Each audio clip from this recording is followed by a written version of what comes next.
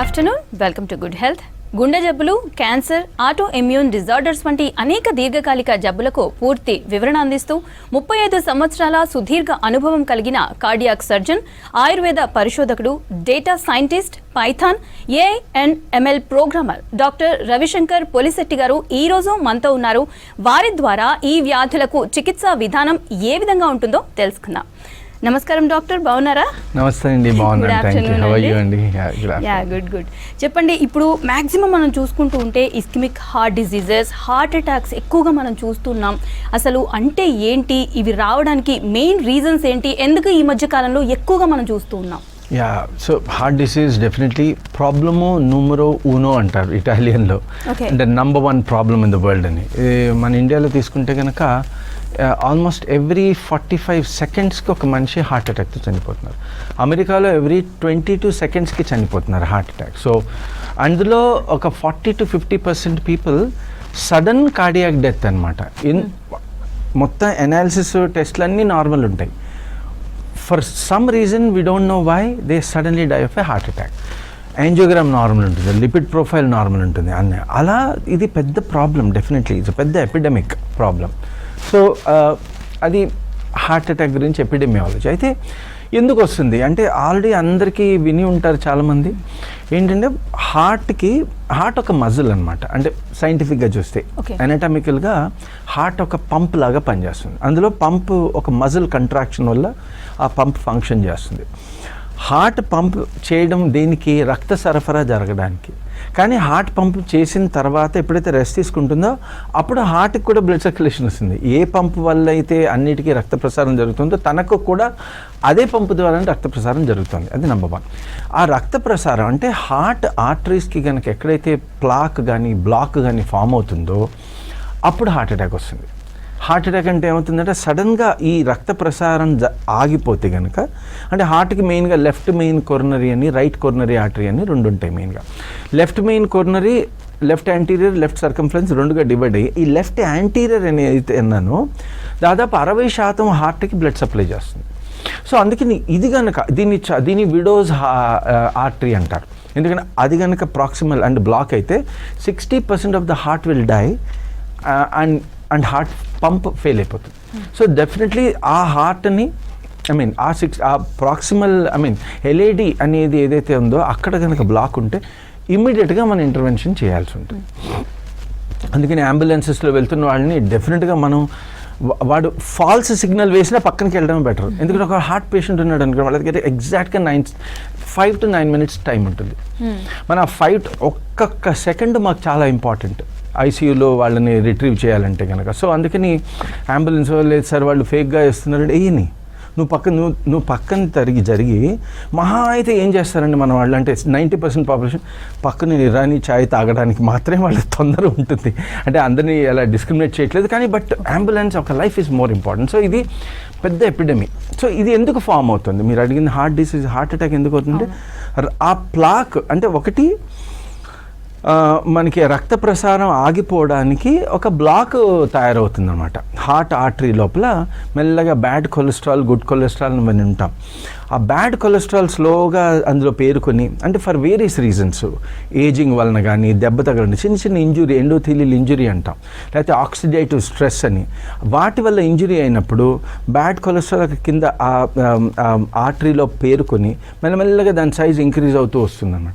ఎప్పుడైతే 80% దాటిందనుకోండి అప్పుడు any time అక్కడ చిన్న క్లాట్ ఫామ్ అయినా అది మొత్తం బ్లాక్ అయిపోయి ఆ రక్త ప్రసారం ఆగిపోయే ప్రమాదం ఉంటుంది. అప్పుడు హార్ట్ అటాక్ అవుతుంది అన్నమాట. సో దీనికి చాలా కారణాలు, అంటే బ్యాడ్ కొలెస్ట్రాల్ ఒకటి, గుడ్ కొలెస్ట్రాల్ ఎక్కువ ఉండాలని, అలానే దీనికి ఎందుకు ఏమేమి కారణాలు అంటే మెయిన్గా బ్యాడ్ కొలెస్ట్రాల్ పెరగడానికి ఒబేసిటీ. అంటే మన ఇప్పుడు ఏమైంది, అందరూ వాట్సాప్లలో ఇప్పుడు చాట్ జీపీటీలో అసలు పని తక్కువైపోయి ఇంకా రోబోలు కూడా వస్తున్నాయి. రోబోలు వచ్చాయంటే ఇంకా అసలు పని చేయాల్సిన పని కూడా ఉండదు మనుషులకి. సో ఇలా ఒబేసిటీ, తక్కువ మూవ్మెంట్ చేయడం, వీటి వల్ల ఇంకా చాలా కారణాలు ఉన్నాయి. బట్ జనరల్లీ ఏంటంటే హార్ట్ ప్లాక్, బ్యాడ్ కొలెస్ట్రాల్ ఎక్కువయ్యి, అంటే అతి ఆహారం కానీ లేకపోతే విరుద్ధమైన ఆహారం, ఇన్కంపాటబుల్ ఫుడ్స్ తినడం, జంక్ ఫుడ్ అని అంటారు. జంక్ అంటే కూడా మళ్ళీ దానికి పెద్ద డెఫినేషన్ ఉంది. కానీ జనరల్లీ ఏంటంటే మన బాడీకి సరిపోయిన ఆహారం తినడం వలన ఆ బ్యాడ్ కొలెస్ట్రాల్ పెరుగుతూ అని మోడర్న్ మెడిసిన్లో చెప్తాం అనమాట. బ్యాడ్ కొలెస్ట్రాల్ పెరుగుతూ అది ప్లాక్ కింద ఫామ్ అయ్యి మెల్లగా ఎప్పుడైనా బ్లడ్ క్లాట్ ఫామ్ అయితే ఆ మొత్తం అది ప్లగ్ ఫామ్ అయ్యి ఆ ప్లగ్ అంటే ఆ రక్త నాళాన్ని అంటే ఆర్టరీని బ్లాక్ చేస్తే వచ్చేదే హార్ట్ అటాక్. అయితే ఈ హార్ట్ అటాక్స్ కానీ లేదంటే ఈ హార్ట్ డిసీజెస్కి లేటెస్ట్ ట్రీట్మెంట్ ఆప్షన్స్ ఏమున్నాయి, అదేవిధంగా medical, surgical and prevention options ఏంటి? షూర్, ఇది చాలా సింపుల్, ఆల్రెడీ అందరికీ తెలిసినవే. మెయిన్గా ఏంటంటే first right food. Right food and right ఫుడ్కి మనం ఎండ్లో ఎండ్ ఆఫ్ దిస్ ఆన్సర్కి వస్తాను. ఫుడ్ మనం అంటే లో కొలెస్ట్రాల్, లో షుగరు, లో ఫ్యాట్ డైట్ తీసుకోవాలని చెప్పి ఒక ఇండికేషన్. జనరల్గా మా కార్డియాక్ సర్జరీ ట్రైనింగ్లో this is one thing that is given. Number 2, diabetes ఉన్నా, హైపర్ టెన్షన్ ఉన్నా దాన్ని కంట్రోల్ చేసుకోవాలని చెప్పి మనం దానికి అప్రాప్రియేట్ డ్రగ్స్ వాడాలి. చాలామంది మొన్న కూడా ఒక చూసిన హైపర్ టెన్సివ్ ఎమర్జెన్సీ క్రైసిస్లోకి వెళ్ళిపోయారు ఒక ఆవిడ. ఎందుకంటే లేదు నాకు బాగానే ఉందిగా, బీపీ తగ్గిపోయింది అంటే, బీపీ ఎందుకు తగ్గింది? వేసుకునే మందుల వల్ల తగ్గింది, అది తగ్గిపోవడం అనుకోకూడదు.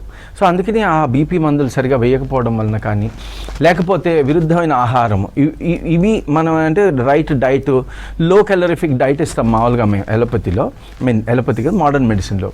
దాంతోపాటు ఈ బ్లాక్ సడన్గా ఫామ్ అయింది అనుకోండి, దానికి ఇమ్మీడియట్ ఇంటర్వెన్షన్ ఏముంది అని అంటే, ఒకటి ప్రివెన్షన్.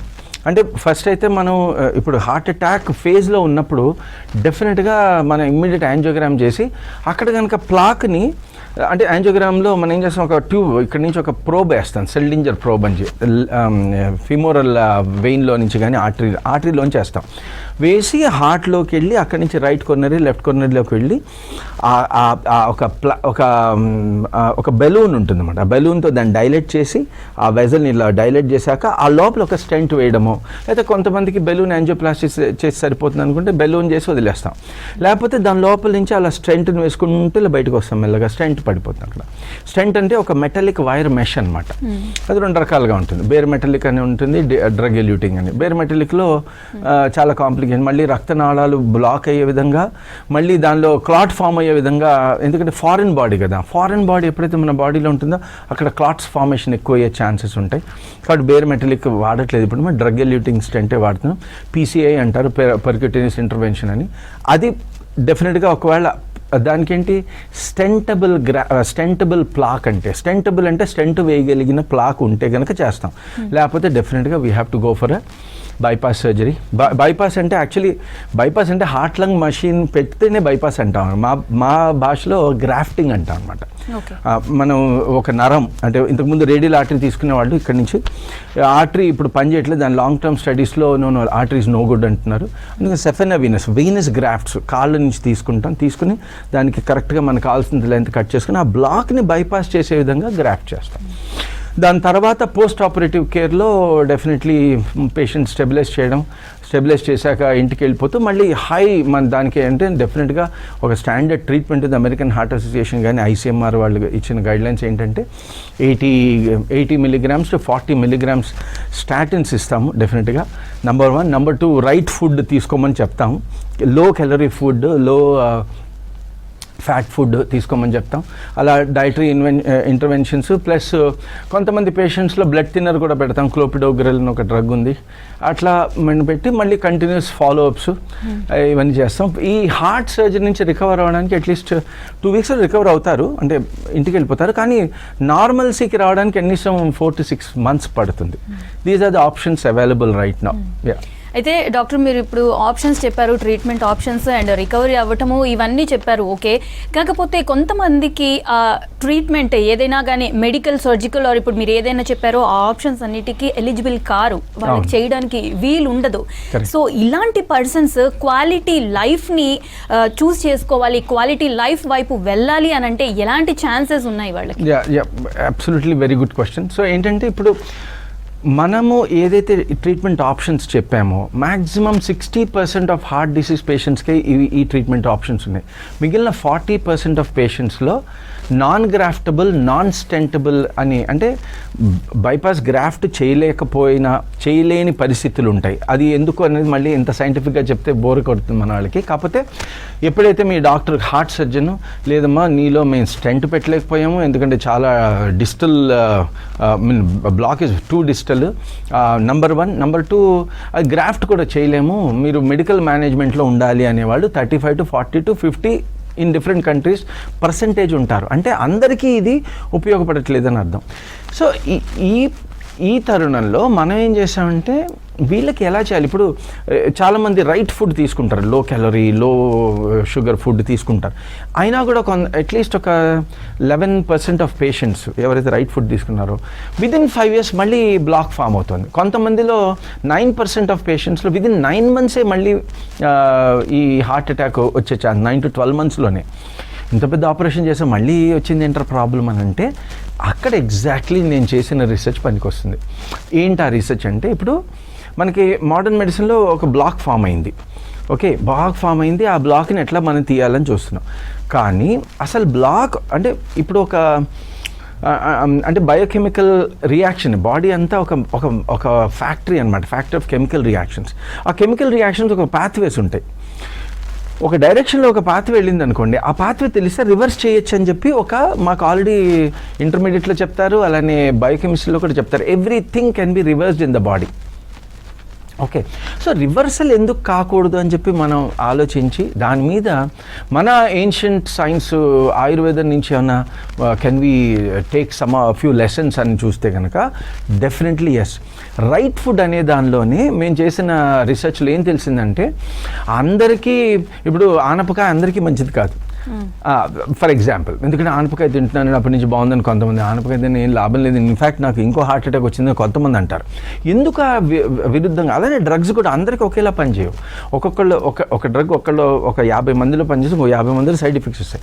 ఎందుకు అనేది మనకి ఇప్పుడు సైంటిఫిక్గా చూసుకుంటే ఫార్మకో జెనోమిక్స్, ఈ జెనోమిక్స్ వేరుగా ఉంటున్నాయి కాబట్టి వాళ్ళ reaction to the drug is also different పీపుల్లో అని చెప్పి ఒక అండర్స్టాండింగ్ ఇప్పుడు వచ్చేసారు సైంటిస్టులు.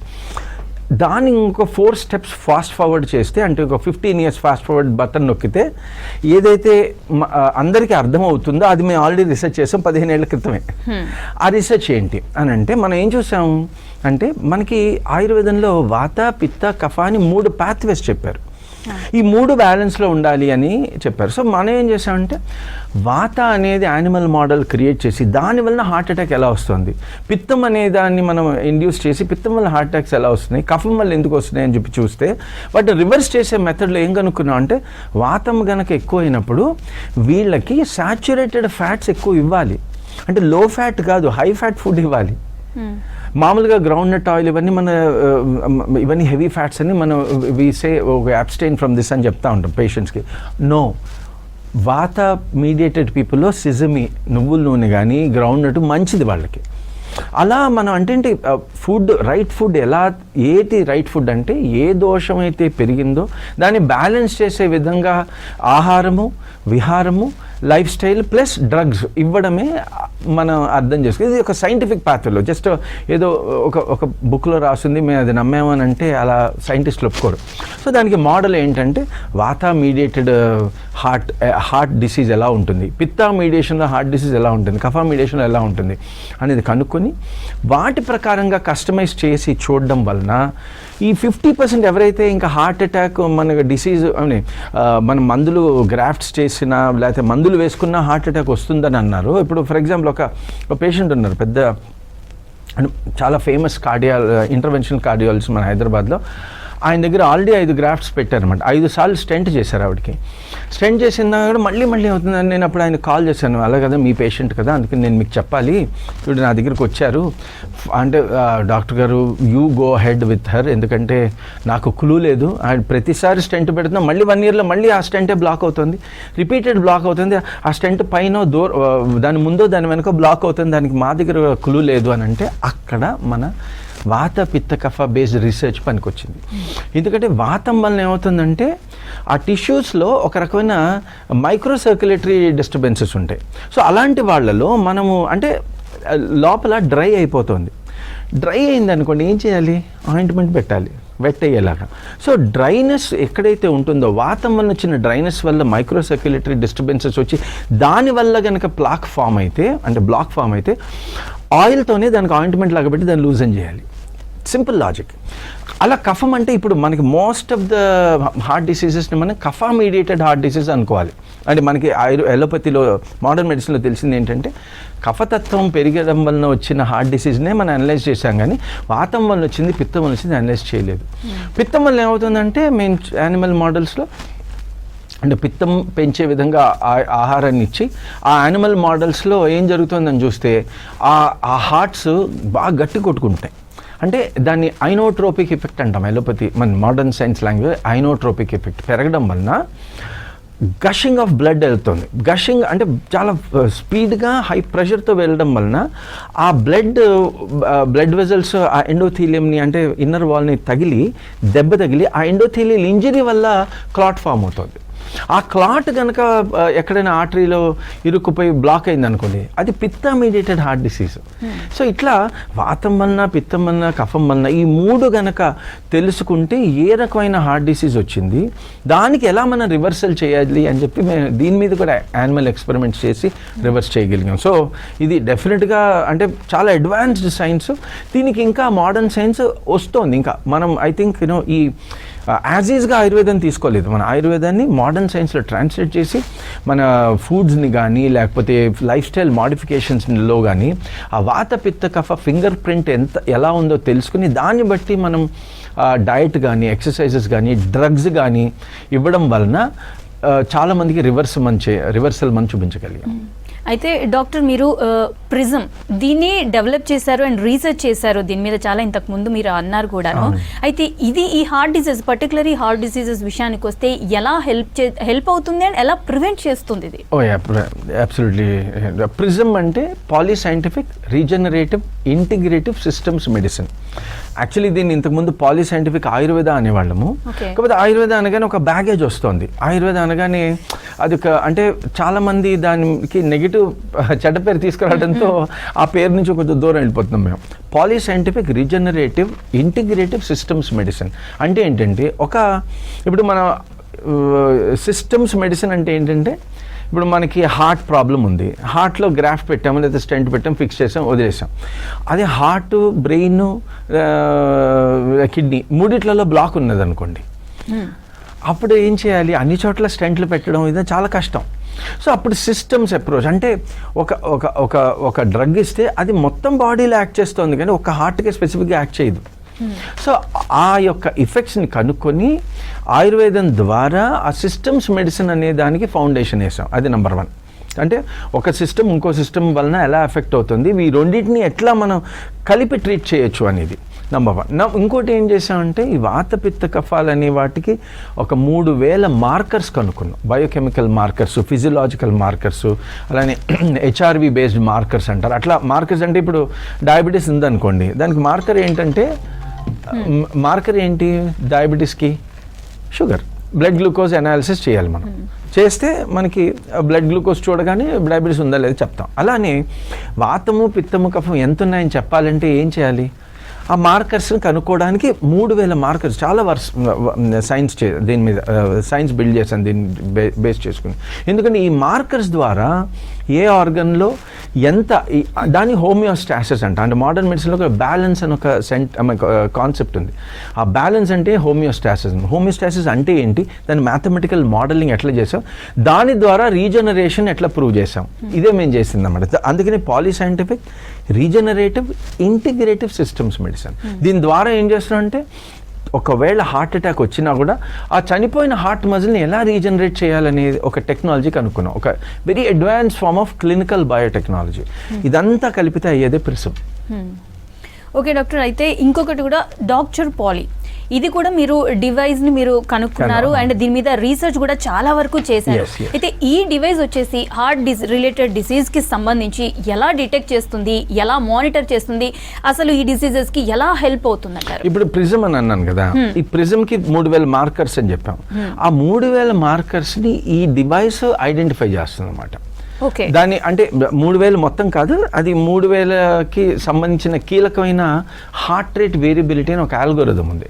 దాని నుంచి డీకోడ్ చేసి బాడీలో ఏ ఆర్గన్స్లో అంటే మనం అంతకుముందు వాతపిత్త కఫాలకి మ్యాపింగ్ చేసాం యానిమల్ మోడల్స్ ఎక్స్పెరిమెంట్స్ ద్వారా. మ్యాపింగ్ చేసిన దాన్ని ఈ డివైస్లో కోడ్ చేసి బాడీలో ఏ అవయవంలో వాతపిత్త కఫాలు ఏ ప్రమాణంలో ఏ ప్రపోర్షన్లో ఉన్నాయో చెప్పిన తర్వాత హోమియోస్టాసిస్ అంటే బ్యాలెన్స్కి ఎంత దూరంలో ఉన్నాయో చెప్పి దాన్ని బట్టి ఈ డివైస్ ఏం చేస్తుంది, మీ బాడీలో ఉన్న ఒక మెటబాలిక్ ఫింగర్ ప్రింట్ ఇచ్చేస్తుంది. ఎందుకంటే మనం ఇందాక జీనోమిక్స్ అన్నాం కదా, జీనోమిక్స్లో అంటే ఎండ్ ప్రోడక్ట్ జీన్ ఒకటి ఎక్స్ప్రెస్ అయితే మన బాడీలో ఒక ప్రోటీన్ తయారవుతుంది. ఆ ప్రోటీన్ ఒక బయోకెమికల్ పాత్వేని ట్రిగ్గర్ చేస్తుంది. కానీ 92% జీన్ ఎక్స్ప్రెస్ అయినంత మాత్రం ప్రోటీన్ సెన్సెస్ అవ్వట్లేదు. కానీ ప్రోటీన్ ఉంటే తప్ప ప్రోటీన్ ఉంటే డెఫినెట్గా దాని కరస్పాండింగ్ జీన్ ఎక్స్ప్రెస్ అయ్యి ఉంటుంది. సో ఈ కన్ఫ్యూజన్స్ ఉన్నాయి కాబట్టి అంటే జినోమిక్స్ వలన కానీ ప్రోటియోమిక్స్ వలన కానీ అంత లాభం ఉండదని మాకు అర్థమయ్యి మెటబోలోమిక్స్ అనే దాని మీద చాలా రీసెర్చ్ చేసాం.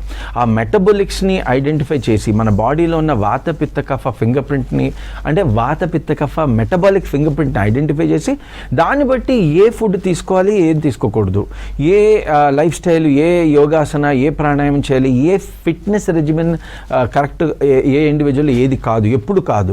అలానే బ్లడ్ బయోకెమిస్ట్రీ కూడా ఒక rough estimate of blood biochemistry HbA1c blood glucose lipid profile ఇస్తుంది.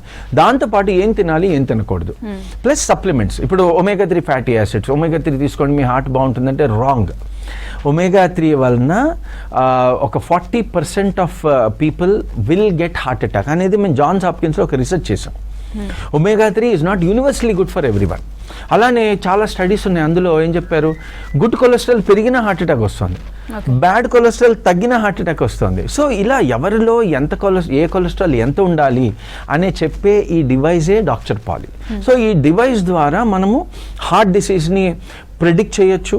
చాలామంది మనం చెప్తూ ఉంటాం, ఇది బాబు మీకు చాలా దగ్గర మీకు ఒక రీసెంట్గా జరిగిన జస్ట్ అబౌట్ డిసెంబర్లో ఒక 32-year-old యంగ్ ల్యాడ్కి అతను వాళ్ళ ఫాదర్తో సరదాగా వచ్చారు. ఆయన డివైస్ చూపించాము, ఆయన పొటెన్షియల్ ఇన్వెస్టర్ అనమాట. ఆయన చూపించి నీకు హార్ట్ అటాక్ వచ్చేలాగా ఉంది, పిత్తం బాగా ఎక్కువ ఉంది, 62% పిత్తం ఉంది, you should be very careful అంటే, అదేంటి సార్ నాకు I'm a very good athlete, నేను ట్రైన్ చేస్తానంటే ఎక్సెసివ్ చేయొద్దు, మీకు కొన్ని ఆ ట్రైనింగ్ ఏం చేస్తున్నారో చెప్తే, అది ఫిజికల్ ట్రైనింగ్ ఏం చేస్తున్నారో చెప్తే ఏది చేయకూడదు చెప్తాను, ఎందుకంటే this is very dangerous for your heart అన్నాం. కానీ ఈవెన్చువల్లీ అతను వినలేదు. Just about 4 weeks back he died heart అటాక్తోనే. అదేంటి సార్ మా వాడు చిన్నవాడు అంటే నేనేమంటున్నా అంటే ఈ యొక్క హోమియోస్టాసిస్ అనే దానికి బ్యాలెన్స్ అనే దానికి ఒక స్పెసిఫిక్ మ్యాథమెటికల్ మోడల్ ఈ రోజు వరకు లేదు. అది మనం కనిపెట్టి దాన్ని ఒక డివైస్ రూపంలో ఇచ్చి దాని ద్వారా డిసీజ్ని ప్రెడిక్ట్ చేయడమే కాకుండా ప్రివెంట్ కూడా చేయొచ్చు. ఇలా ఒక హార్టే కాదు చాలా డిసీజెస్, బట్ ఈరోజు హార్ట్ డిసీజ్ గురించి మాట్లాడుతున్నాం కాబట్టి డెఫినెట్గా ఎవరిలో సాచురేటెడ్ ఫ్యాట్ తినాలి, ఎవరు తినకూడదు, ఎవరు మోనోసాచురేటెడ్ ఫ్యాట్స్ తినాలి అనే క్లాసిఫికేషన్ మనం క్లియర్గా సైంటిఫిక్ బేసిస్లో తీసుకొచ్చాం. ఆ నాలెడ్జ్ అంతా ఈ డివైస్లో పెట్టాం అనమాట. That is doctor Poly. అయితే ఇప్పుడు మనం ఓన్లీ ఈ హార్ట్ డిసీజెస్ గురించే మాట్లాడుకుంటున్నాం కాబట్టి ఇప్పుడు మీరు చేసిన ఈ ప్రిజమ్ కానీ లేదంటే డాక్టర్ పాలీ కానీ ఈ రెండు ఇన్ ఫ్యూచర్ ఎలాంటి వైపు అడుగులు వేస్తుంది అంటారు, అదేవిధంగా వీటి పాత్ర ఎంత ఇంపార్టెంట్ అవుతుంది అంటారు ఇన్ ఫ్యూచర్? చాలా బ్యూటిఫుల్ క్వశ్చన్. ఎందుకంటే ఇప్పుడు చూడండి, ప్రిజమ్ అనేది మనం ఏం చేసామంటే ఎండ్ స్టేజ్ డిసీజ్ పేషెంట్స్కి అంటే హార్ట్ ఇప్పుడు ఇందాక చెప్పాం 50% పీపుల్కి మనం ఆపరేషన్ చేయలేము, గ్రాఫ్ట్ చేయలేము, మన మందులు పనిచేయవు, నెంబర్ 1. అలానే ఆటోఇమ్యూన్ డిజార్డర్స్ అంటే మ్యాబ్ థెరపీస్ వచ్చినాయి. మ్యాబ్ ఒక డ్రగ్ 64,000 రూపాయలు. దాని గురించి కాదు, డ్రగ్ వేసుకుంటే పని బాగవుతారా అంటే వాళ్ళకి 11 నెలలే 18 నెలలే బాగుంటారు, తర్వాత మళ్ళీ డిసీజ్ రావచ్చు. క్యాన్సర్స్, NSLC మా ఫ్రెండ్ ఎవరో కాదు ఆయనకే మ్యాక్సిమం ఆయనకి ఇచ్చిన 6 months. నేను చెప్పింది కరెక్ట్గా మీ బుర్ర పెట్టద్దు, నేను చెప్పింది కరెక్ట్గా చేయండి, మీకు 6 ఏళ్ళు మినిమం బతుకుతారన్న. ఆల్రెడీ 6 ఏళ్ళ నుంచి ఆయన పేషెంట్ వితౌట్ ఎనీ డిసీజ్ బతికున్నారు. అలా ఒకళ్ళిద్దరు కాదు, end stage cancers, autoimmune diseases, refractory hyper tension అంటే రిఫ్రాక్టరీ డయాబెటీస్ అంటే అన్ని మందులు వాడినా షుగర్ వాల్యూ తగ్గపోయిన వాళ్ళు, ఇలాంటి వాళ్ళందరికీ ఇది ఒక బ్యూటిఫుల్ సొల్యూషన్ అండి. ఇది కనుక కరెక్ట్గా మనం మీ ద్వారా మనం ప్రజలకు అందజేయగలిగితే ఇండియాని హెల్త్ క్యాపిటల్ ఆఫ్ ద వరల్డ్గా చేయొచ్చు. ఎండ్ స్టేజ్ డిసీజెస్కి ఇది మంచి సొల్యూషన్ అండి. Thank you very much. Okay doctor, అయితే అదేవిధంగా హార్ట్ డిసీజెస్కి ఎలాంటి ప్రివెన్షన్ ఉంది, ఏంటి, ఎలాంటి ట్రీట్మెంట్ ఆప్షన్స్ ఉన్నాయని చాలా వాల్యుబుల్ ఇన్ఫర్మేషన్ ఇచ్చారు. Thank you so much sir. Thank you. ఇది ఇవాల్టి good health. Stay tune to V6 news.